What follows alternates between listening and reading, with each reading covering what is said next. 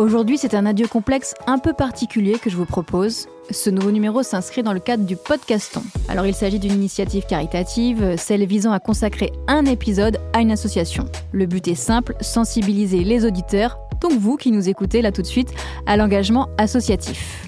Bref, moi j'ai choisi de mettre en avant Alba. Alba, c'est quoi ? C'est une association qui propose un programme d'empowerment gratuit destiné aux jeunes femmes âgées entre 15 et 25 ans. Et j'ai assisté à la création d'Alba il y a 6 ans parce que sa fondatrice, Anne-Louise Cambier, est une amie. Enfin, amie, c'est faible. Anne-Louise, que je n'appelle jamais Anne-Louise d'ailleurs, mais Nalou, c'est l'amie. La précieuse amie, c'est ma safe place. Par exemple, c'est elle qui a officié la cérémonie de mon mariage cet été. Alors, vous vous en doutez, ça va être un échange un peu particulier, étrange, voire émouvant pour moi aujourd'hui. Si j'ai choisi de mettre en avant son association, c'est parce qu'elle s'inscrit dans ce qu'on appelle la sororité, qui est le cœur de notre podcast, et aussi parce que je l'ai vu bosser, se battre de la création de son projet à aujourd'hui. Je connais la réalité de son action et la puissance de son impact sur les jeunes femmes.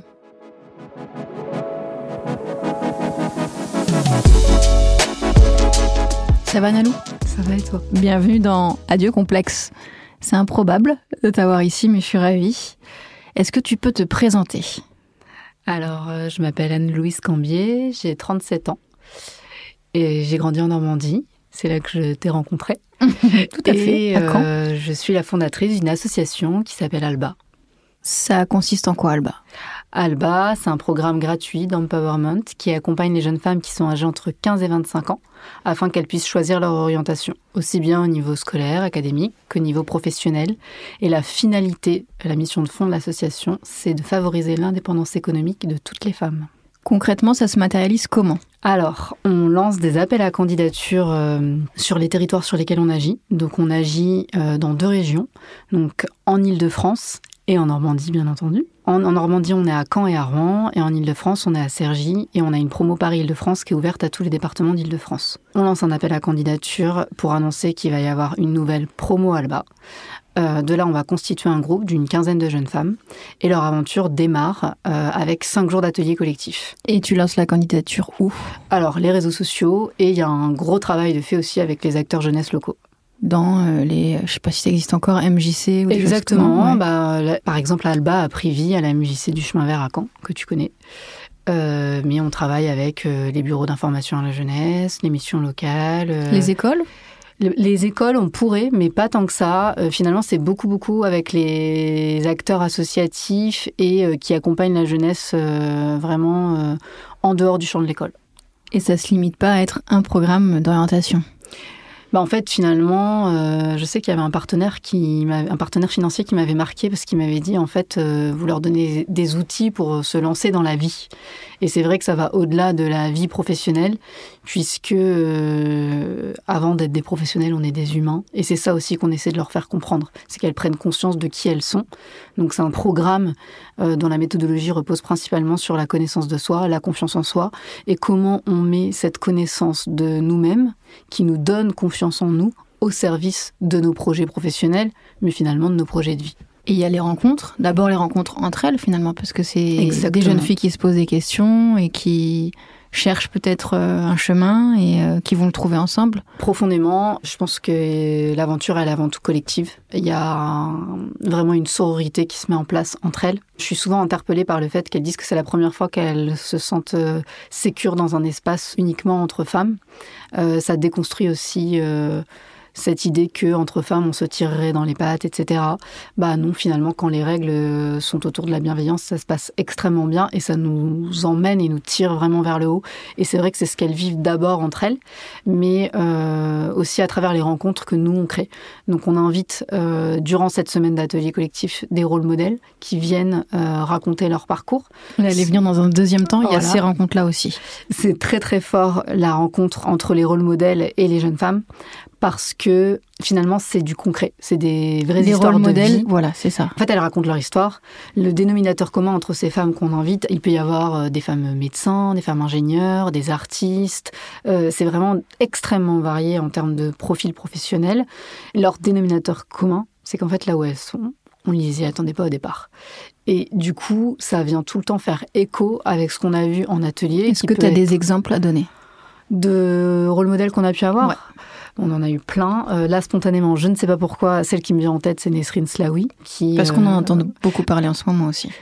Oui, je ne sais pas pourquoi c'est à elle que j'ai pensé là très spontanément. Elle est venue, c'était le tout début d'Alba, et donc elle raconte son histoire, de son rêve de devenir journaliste, et aujourd'hui elle l'est, et elle l'incarne, et clairement ce qu'elle accomplit aujourd'hui, on lui avait dit que c'était pas possible pour elle, quoi. Mais je pense aussi à Kadia. Elle est passée par Sciences Po. Elle est passée par Sciences Po, d'abord à Grenoble puis à Paris. Je pense là j'ai en tête aussi Kadiatou qui me vient, qui est une femme qui est avocate. Encore aujourd'hui, dans son exercice de métier d'avocate, régulièrement quand elle arrive, on la prend pas pour l'avocate. C'est quand même assez sidérant. C'est une femme noire et d'office on considère qu'elle est l'accusée ou la plaignante, mais pas l'avocate. Elle en parle très très bien, mais du coup c'est très fort parce que c'est des femmes à qui finalement on a dit non, tu ne pourras pas être là, et qui aujourd'hui s'accomplissent dans des choses qui ont été des rêves pour elles. J'ai l'impression que c'est vraiment, même c'est comme ça qu'on pourrait définir ton association aussi. Enfin, c'est de s'accomplir là où on t'attend pas. De pouvoir être tout ce que tu as à être, là où tu as envie d'être, peu importe d'où tu viens. Pas forcément dans la défiance, en fait. Non, pas forcément. Juste de prendre confiance en ce que tu es. Et c'est quelque chose qui est difficile, même quand tu es dans un cadre très... Parce que finalement, on n'est pas tous... On n'a pas tous les mêmes clés au départ, qu'elles soient sociales, environnementales, mais ça commence aussi par ton foyer familial. Tu peux être dans un environnement très privilégié et avoir un foyer où on ne va pas du tout prendre soin de toi et te donner confiance sur ce que tu as envie de faire. Donc finalement, cette question de te projeter dans l'avenir, elle est quand même assez universelle. Moi, dès que je parle de ce que je construis avec Alba depuis maintenant 6 ans, un être humain, les gens, ils ont toujours un truc à dire. Parce que ça te renvoie à la manière dont tu t'es projeté dans l'avenir. Cette association, elle permet d'être dans un cadre où on te dit tu peux être tout ce que tu as envie d'être sans qu'on porte un jugement sur toi. C'est beau. Ah oui. T'aides les jeunes femmes à croire en leurs rêves les plus profonds, oui. Ceux qu'elles n'osent pas forcément formuler à voix haute, ou même ceux qu'elles n'osent même pas rêver, penser, oser rêver. Je pense qu'il y a un vrai sujet autour du rêve. Et d'ailleurs, notre événement annuel s'appelle Viens en rêve. Il a lieu maintenant, il a déjà lieu les 3 dernières années et maintenant tous les ans au mois de septembre. En fait, c'est important de redonner le droit à rêver parce que on ne s'autorise pas toujours systématiquement cette possibilité de se projeter dans le rêve. Alors que finalement, dès qu'on ose, ne serait-ce que rêver les choses, on peut transformer ça derrière en objectif et se mettre en action pour se réaliser. Mais ça passe aussi par la rencontre de gens qui l'ont fait avant nous. Parce que sinon, c'est ce qui se passe pendant cet événement Viens en rêve ? Ouais, on a des invités qui viennent, qui se racontent, qui donnent leur regard justement sur le rêve. Et je trouve que c'est aussi important de dire que c'est ok de pas avoir spécialement de rêve. T'as justement des femmes qui vont te dire, moi, j'ai pas spécialement de grands rêves.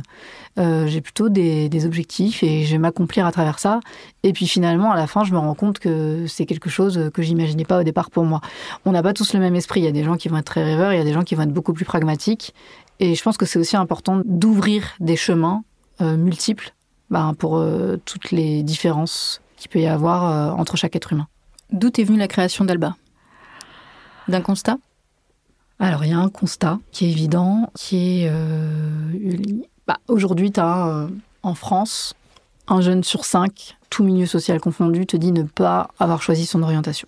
Donc ça, c'est assez impressionnant. Et après, quand tu t'intéresses au milieu d'enfants, d'ouvriers, d'employés, là, tout de suite, il y en a 2/3 qui vont être vraiment tétanisés à l'idée de devoir choisir leur avenir.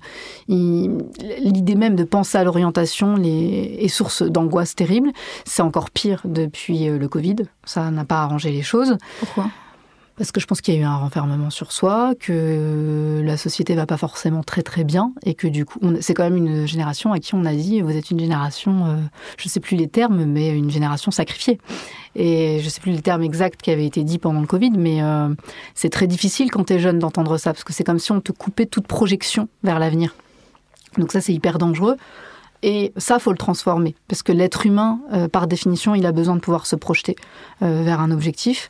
Et donc, du coup, ces enfants-là, c'est de dédramatiser cette question de l'orientation. Et parmi ces 2/3 qui sont terrorisés à l'idée même de devoir choisir leur avenir, t'en as 1 sur 3 qui va systématiquement renoncer aux études supérieures. Donc ça veut dire, en gros, je ne m'autorise pas à aller vers une émancipation qui puisse être intellectuelle, professionnelle, et puis, du coup, par la suite, économique.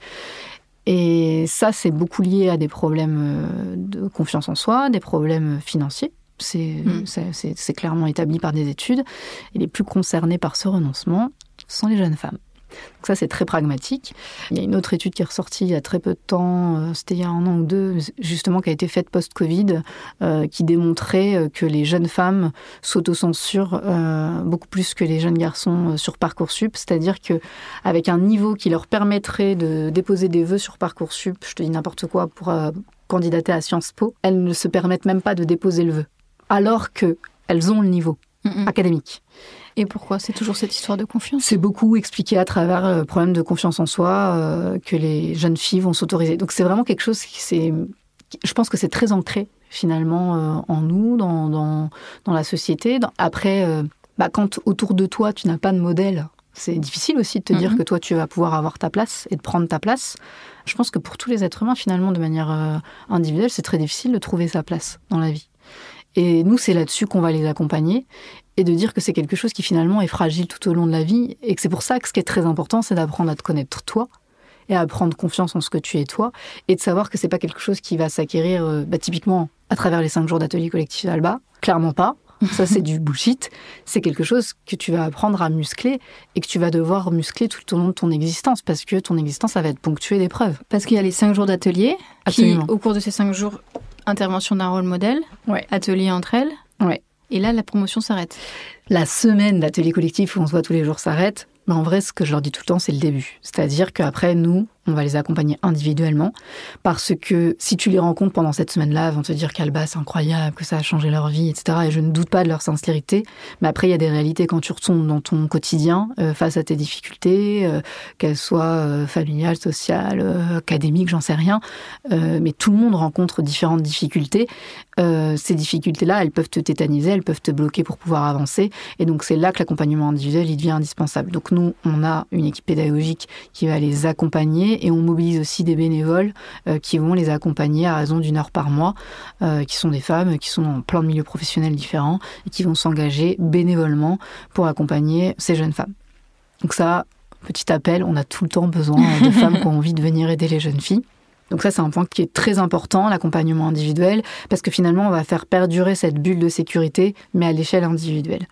Et on se rend bien compte que c'est dans le temps que les choses se font. Pour celles qui voudraient accompagner des jeunes filles, ça leur prendrait combien de temps ? C'est 1 heure par mois. Et ça se fait globalement la plupart du temps en visio. Après, si elles veulent se voir physiquement, c'est quelque chose qui est tout à fait réalisable. Et puis nous, on peut aussi contribuer à rendre cela possible. Mais globalement, en général, que ce soit les jeunes ou les bénévoles, ça les arrange beaucoup que ce soit en visio. Agir pour d'autres femmes, c'était une évidence ? C'était une évidence. Je ne sais pas si c'était tant une évidence qu'un besoin inconscient de réparer des choses. Déjà, il y avait ces constats que je viens de te donner qui sont très pragmatiques, mais je pense qu'on ne se lance pas dans ça sans que ce soit lié à une histoire personnelle. Moi, je travaillais dans le marketing de la mode, donc a priori, ça n'a strictement rien à voir. J'avais besoin d'un retour à moi-même quand j'ai quitté le salariat pour m'engager dans cet entrepreneuriat social.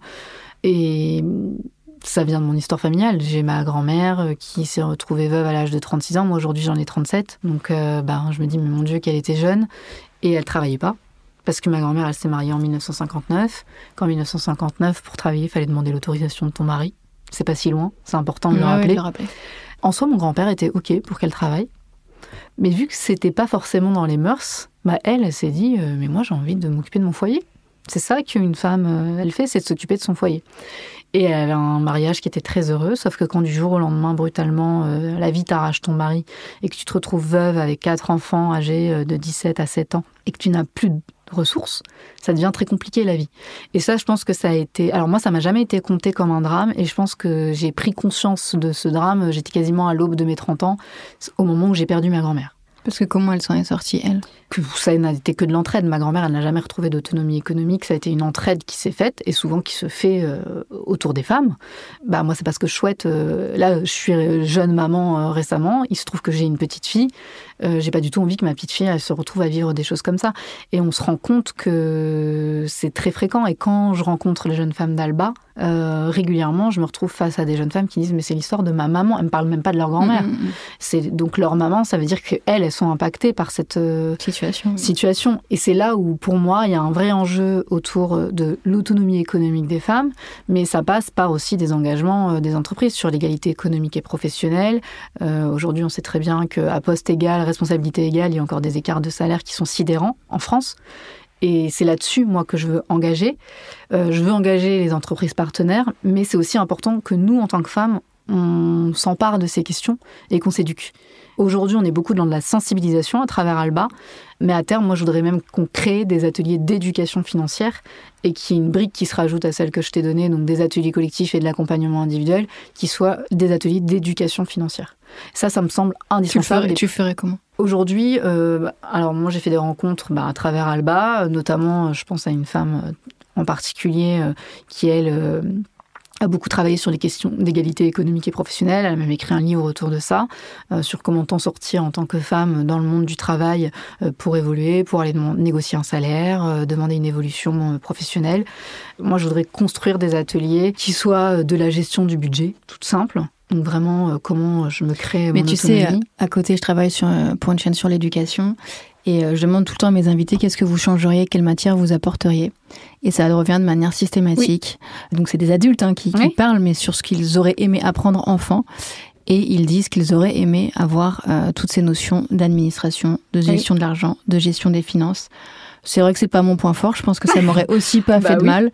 Et tu vois, je disais ce matin, j'ai une invitée qui m'a parlé de ça. Je lui dis, mais tu crois pas que c'est le rôle des parents de nous éduquer là-dessus ? Ils ont pas tous les ressources. Et puis elle me dit, tu sais, au final, on voit plus durant la semaine nos professeurs que nos parents. Donc à quel moment ils ont la possibilité de faire ça ? Elle me disait, mais juste peut-être de manière ponctuelle, mais 1 heure ou 2 ou 3 dans l'année pour expliquer ces choses-là. Et c'est vrai qu'on n'a pas les bases en fait. On sort de l'école, on a beaucoup de théories, d'apprentissage, mais dans la vraie vie pratique, on n'a pas d'éducation ni de comment tu gères un budget, ni de... c'est bête, mais la question des impôts. C'est indispensable, et ça pour moi ça devrait être enseigné. Et les impôts, la réalité c'est que si tes parents ne paient pas d'impôts, ils risquent pas de pouvoir t'apprendre vraiment plein de logiques autour des impôts, des questions fiscales, etc. Il y a 2 choses, il y a l'indépendance financière, donc ça c'est ton autonomie économique, et ça c'est quelque chose je pense que ma mère m'a vraiment inculqué et que j'ai su très vite mettre en œuvre, très très jeune.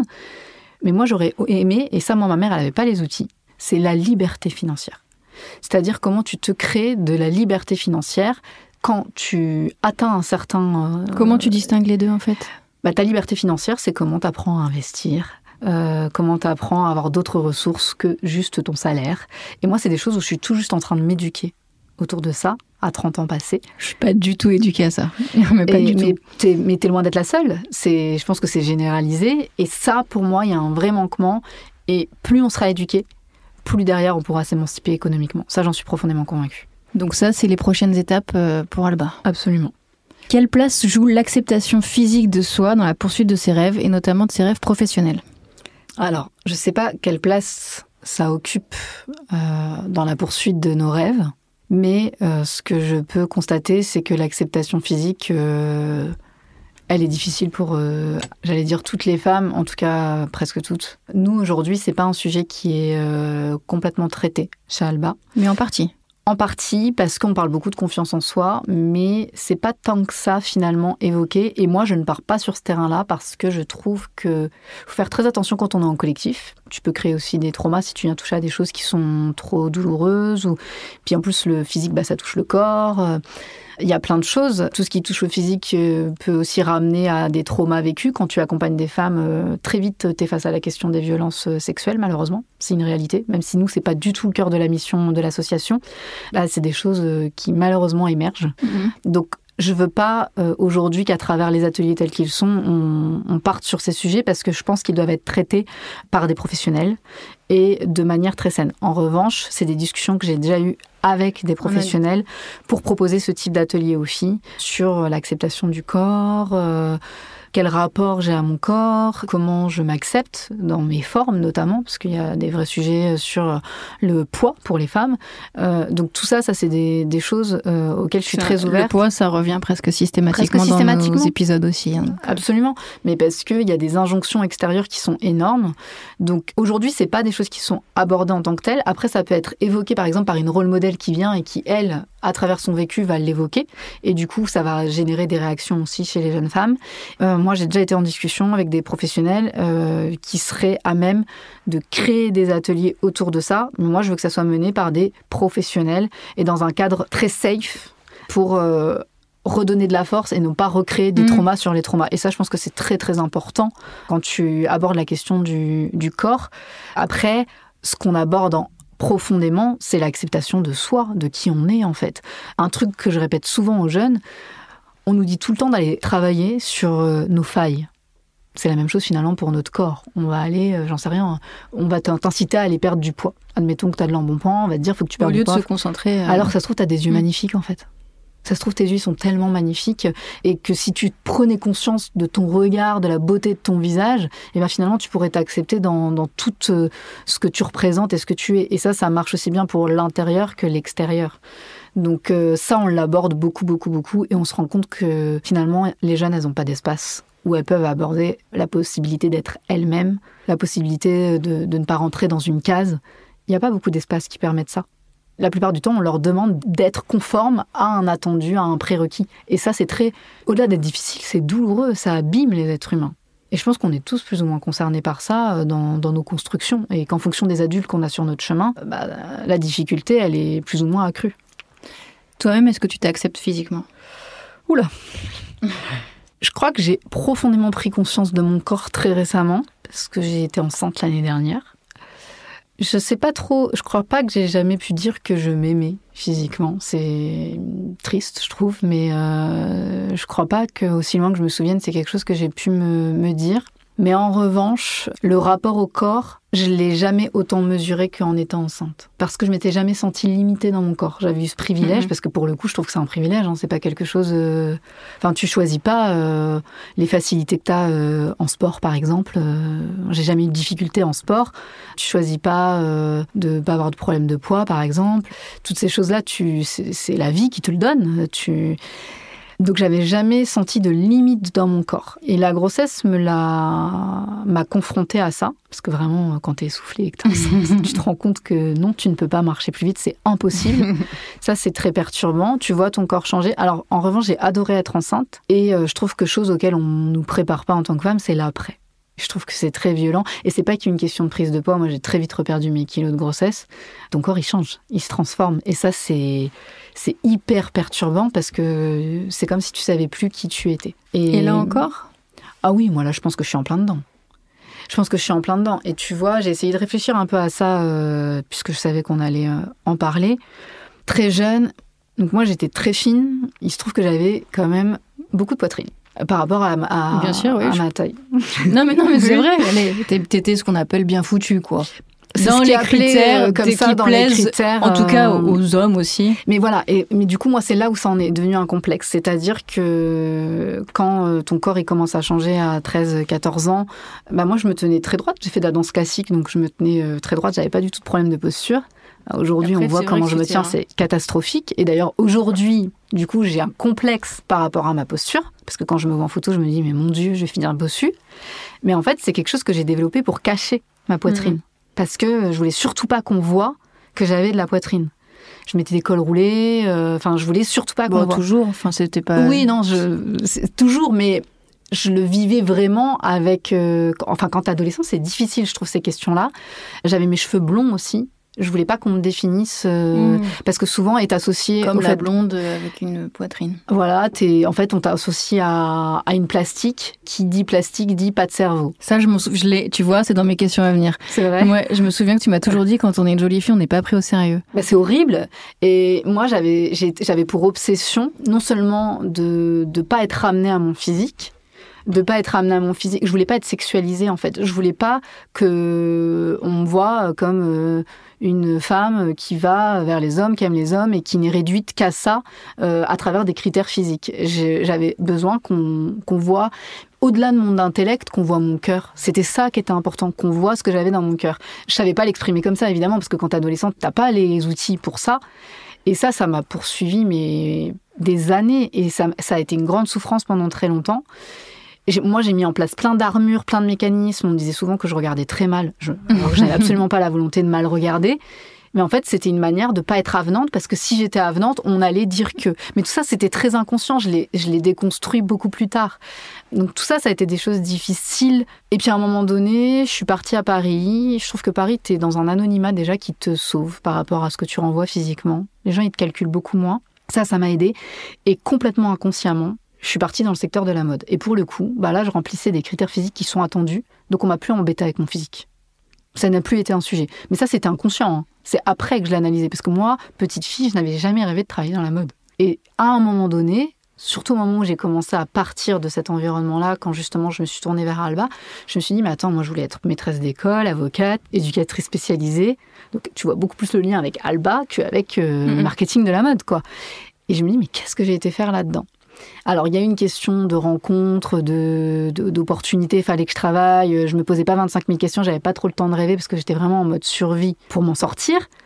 Mais je pense que c'est pas anodin que j'ai choisi cet environnement où j'étais plus confrontée à cette chose qui était une grande souffrance pour moi, de la perception qu'on allait avoir de moi de l'extérieur. Et ça, je pense que c'était quelque chose d'encore très douloureux, même quand j'ai quitté le salariat, parce que je le re-questionnais encore beaucoup. Et puis j'ai beaucoup travaillé sur ma confiance en moi, parce que aussi quand tu décides d'accompagner des gens sur ce sujet, c'est très important, toi, de te faire accompagner et de travailler.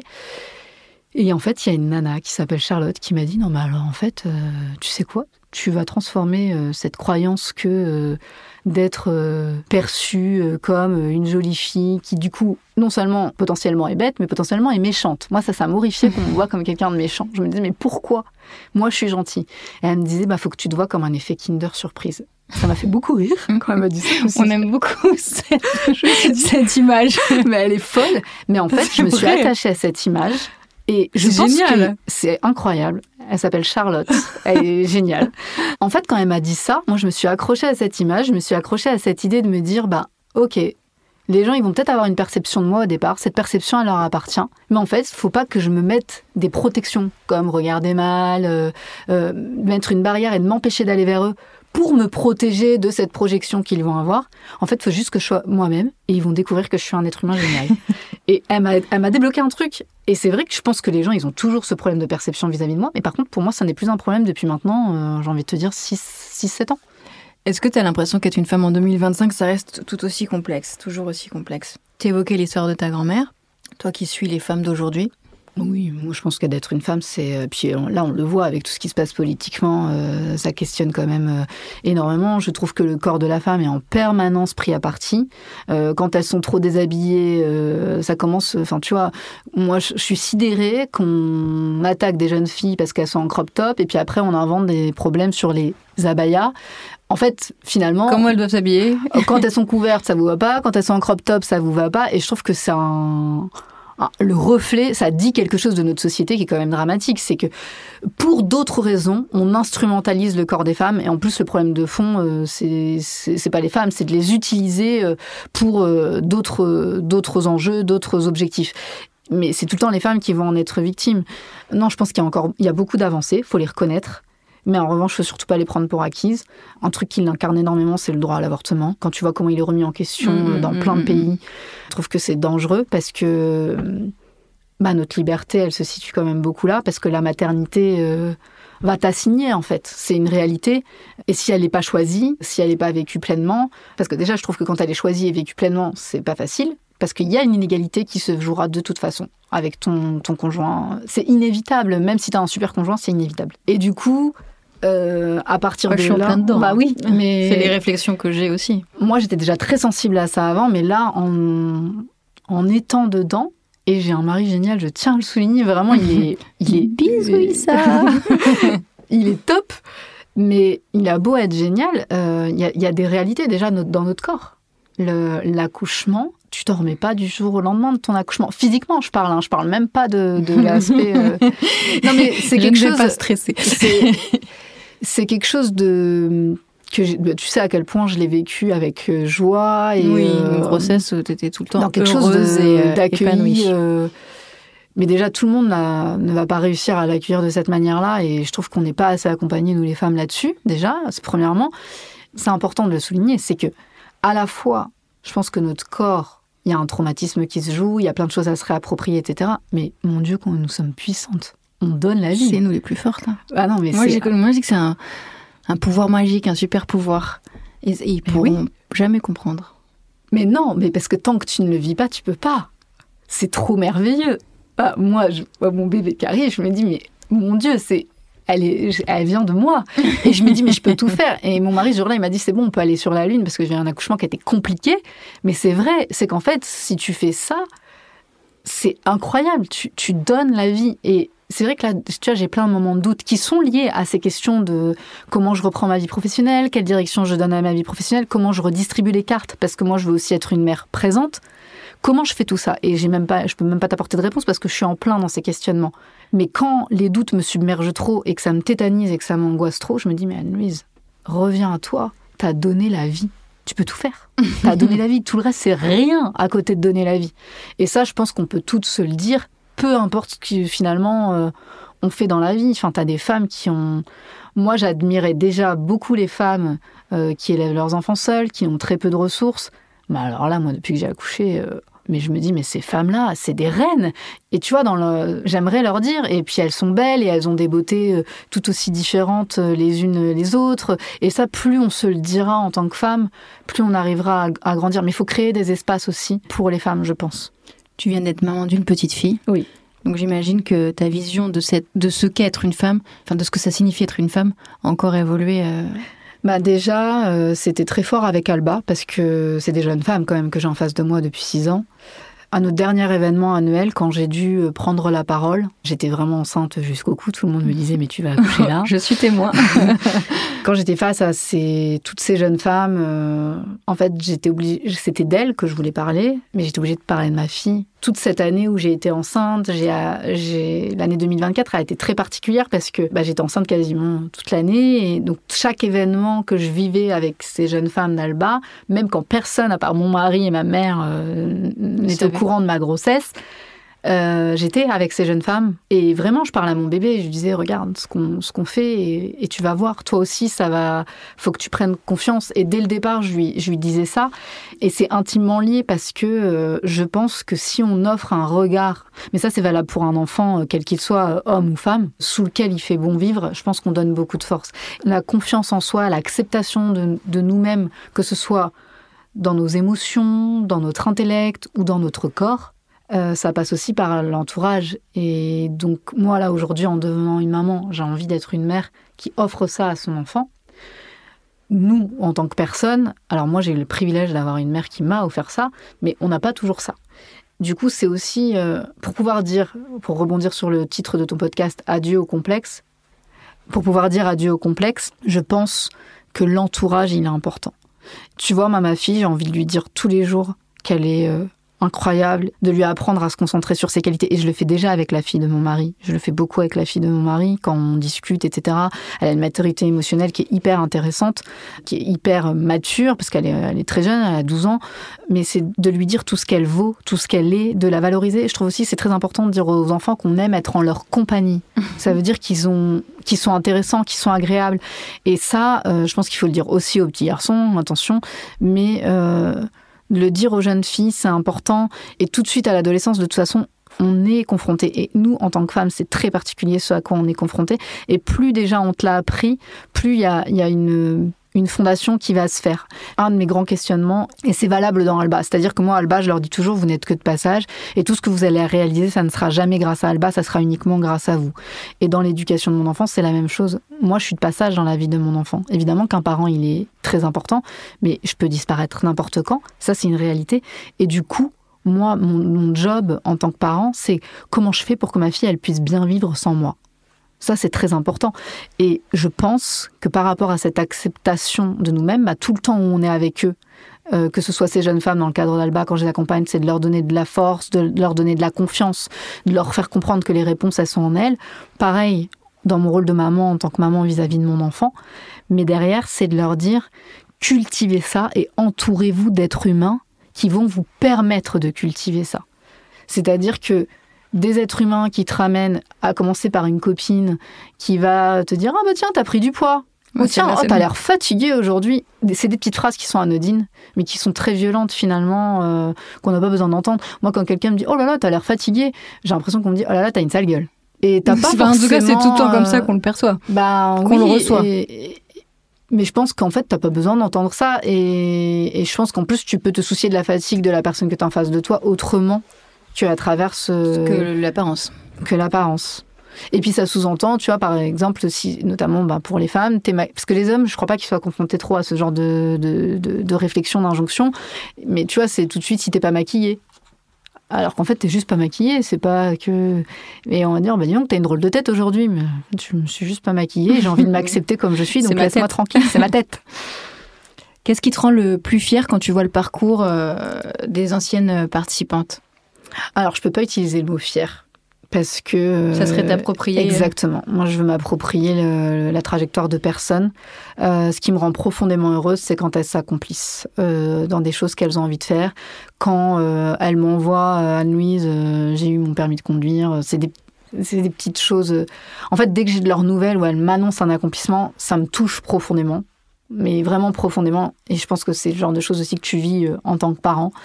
Après, ce qui me rend profondément heureuse, je vais parler de celles des plus anciennes, parce que du coup, les plus anciennes, il y a un recul, parce que maintenant, l'association, elle a 6 ans.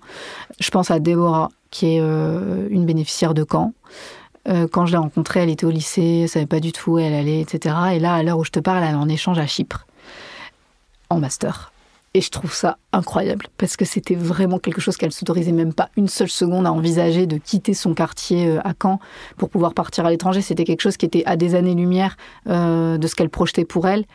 Et je le vis pas comme une fierté, mais vraiment comme quelque chose qui me rend profondément heureuse, parce que je sais que quoi qu'il arrive, en fait, sa vie, elle est transformée. Quoi qu'il arrive, parce que les voyages, c'est des choses qui nous transforment profondément, et surtout quand on part seul. Ça nous enrichit et ça nous fait grandir d'une manière qui est phénoménale. Et je sais que s'il n'y avait pas eu Alba dans sa vie, elle ne l'aurait pas fait.